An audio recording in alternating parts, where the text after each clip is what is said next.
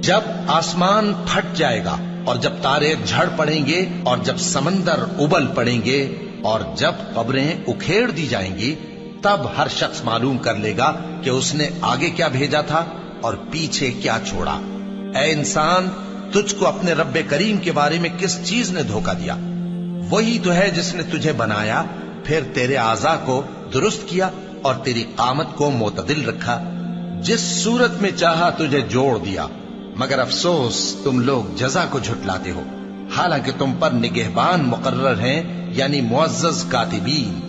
جو کچھ تم کرتے ہو وہ اسے جانتے ہیں۔ بے شک نیکوکار نعمتوں کی بہشت میں ہوں گے اور بدکردار دوزخ میں، یعنی جزا کے دن اس میں داخل ہوں گے اور اس سے چھپ نہیں سکیں گے۔